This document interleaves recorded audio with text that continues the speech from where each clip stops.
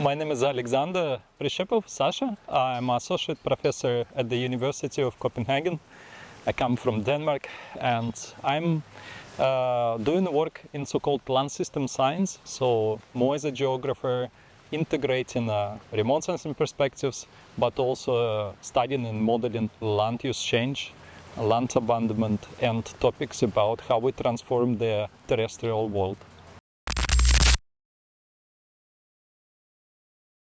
The quite interesting topic brings me to Kapos. I'm working on a so-called land abandonment, agricultural land abandonment. It's a relatively, on one hand, new phenomenon, but also I try to highlight it's not a new phenomenon. The global society is experiencing actually opposite, agricultural expansion in many parts of the world in order to satisfy the people with the food, and sometimes basic food, but sometimes luxury products such as the coffee, chocolate, and so on.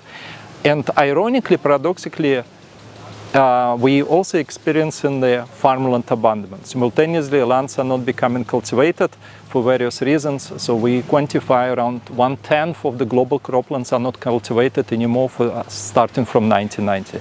This is like a little bit of the paradox, but also it brings some kind of the challenge for the society to understand how to handle these processes, how to perceive these processes, and sometimes also stepping outside just using, let's say, geoinformatics on the remote sensing perspective, how holistically to understand this process of change, what we can learn now, but also how we can learn from the past, how the societies they dealt in the past.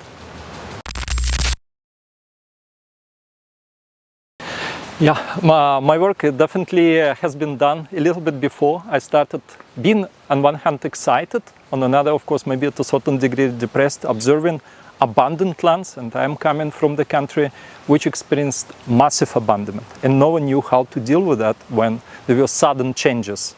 So it brought my first curiosity, but also critical thinking about how we do the research. And this is what it brings me with a fellowship, thanks to Kapos, but also Carlsberg Foundation, to work and rethink about the topics, how we conduct the research. So first of all, what I already mentioned about abandoned farmlands, they're widespread around the world, not only belonging to Europe or former Soviet Union countries, but now we see in Asia, Central Asia, also in countries which are experiencing the land scarcity, such as the African countries. So one is about critical thinking. What it brings here is about redefinition. What is the abandonment? Because it has a lot of also some kind of the colonial sentiment, but also critical thinking for the philosophical aspects, how to handle these processes, what kind of the mindset it brings, what kind of the connotation it has in painting these processes. Kapos allows to open a new horizon and to rethink through critical also readings such as the Foucault works in biopolitics that will look about the classification, control and regulation. So what kind of the institutions are defined and how this abandonment to perceive. If it's also apocalypse, so we live in a post-apocalyptic world with this disorganization and lack of the control, that sometimes these abandoned areas, rural, silent rural landscapes are painted. And who benefits from that? Quite often we have very technocratic approach, top-down approach with the technologies, geospatial technologies, to see what is happening in the ground and what is not happening in the ground. And this clearly defines what to do with these areas. So a lot of European regulation comes into the play, and sometimes we neglect or we don't see the people behind to these pixels.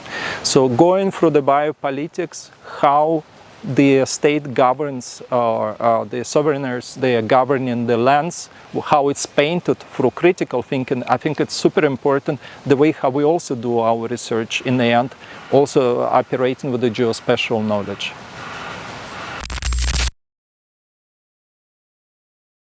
Indeed, some abandoned areas, there can be some zones of the exceptions or exclusion, and this is what we must understand if we impose these processes, also calling the lands as abandoned. How we mentally perceive we go in landscapes and they're soon to be abandoned. And in European policies, we see words like marginalization, marginalized, already marginalized landscapes.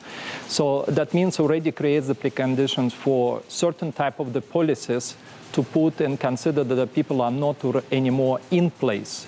So this is kind of the needs to be redefined, who are winners and losers, and sometimes we also witness that a new political mechanism, they have to be implemented, or politicians they implement in order to deal with this type of the dying of landscapes, which in fact sometimes they are not. Mbembe brings very important concept of the necropolitics, and basically talking about that some areas or our mentality about the landscape can have a very deep colonial roots. And examples could be about that how people can be even more enforced if, let's say, some satellite technologies, they obscure to distinguish from low-intensity farming, common agricultural practices, traditional practices versus the abandonment. So that would be one way of kind of the imposing our ways of thinking about the landscape. So that's kind of the mentality has to be redefined. The second is that we also witness, unfortunately, in this world that many landscapes are becoming hostile against the people who are living there. The landscapes of the wasteland sometimes, so abandonment could be the Gaza, tearing down the agricultural areas, or implications of the armed conflicts in Ukraine with the field landmines. I work also in ex-Yugoslavia, so former Yugoslavian countries, and people may not necessarily be able to return to the areas because these areas are abandoned, filled with the landmines. And sometimes it's becoming unintentional, but also intentional behavior not let people to go. It's becoming maybe a little bit crazy if we think about demilitarized zones, and that things are not rare, let's say between North Korea and South Korea. 250-kilometer zone. It's very beautiful, stays in silent, the birds are there, but it's entirely dead and hostile for the people who may turn and get into these areas.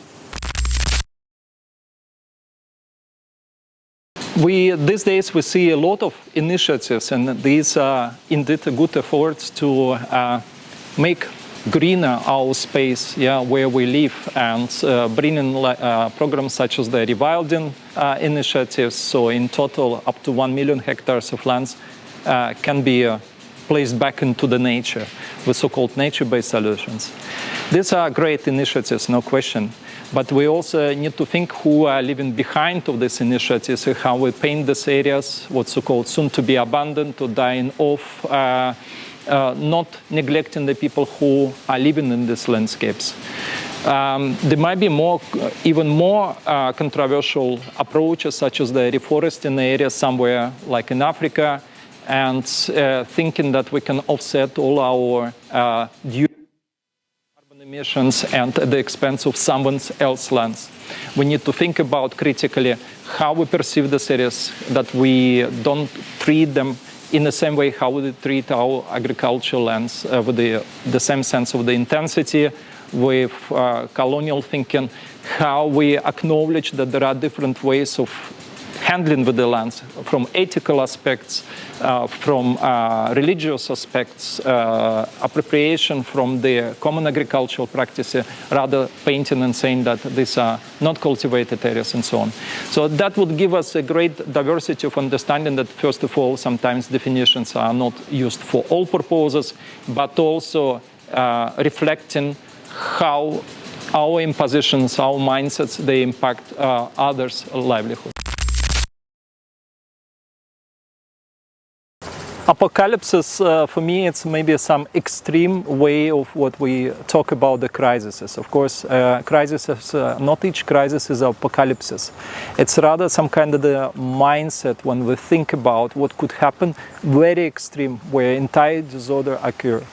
And there might be some signs of like a small apocalypses we could experience, and we witnessed through the world history, human history. So in terms of the disorder, disorganization, idle lands, maybe crises with the climate change, where many lands will be non-hospitable for the people or even dangerous to be in. And sometimes we think it's somewhere far away, but also facing the climate change, and if we are not doing adaptation, that means we can face this type of the crises, extreme crises, which will be causing some kind of the collapse of the civilizations. So that's, for me, is the apocalypses. What it comes to apocalypses, it's basically some sort of the afterlife, when entire disorder, the malfunction of the institutions, they all result in collapse of the civilizations, and then something comes afterwards. And hopefully with the hope that things will become better, but we somehow need then to live in with this, such a hostile environment.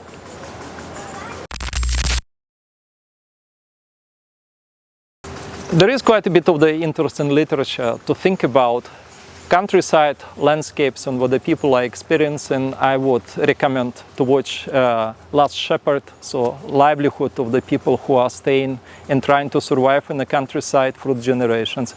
Honeyland, about North Macedonia and the woman who lives and staying so close to the environment and soon to be abandoned villages. Definitely there are some very other iconic movies like The Road, where there is entire apocalypse and the society collapses, no agriculture, and people need to survive to get the food. That's also part of the like Abandonment and Abandonscapes. And another movie I like, it's in Russian Igla or Needle. It's an iconic movie, but also shows how a person survives and he goes to landscapes which already abandoned. It's a RLC basin. It's exactly where apocalypses occurred, so RLC start going away. And in terms of the reading, what we can look, not necessarily what is happening now, but how the people were handling things in the past. And I'm reading a lot of books about 30-year war, where 30% of the population in Germany was wiped out. It was the Great War before the First World War. And staying in Heidelberg, it was a place where all these armies are marching and people try to survive, cope with this all four horses of the apocalypse, or horsemen of apocalypse, including the famine, death through depopulation, war, so also the diseases, they were all coming together and wiping out the villages. Reading the eyewitnesses, it tells us quite a bit a lot how people cope during the crisis, severe crisis for over 30 years, even more, but then also how things were working afterwards when war was over, with the recovery of the society and also civilization.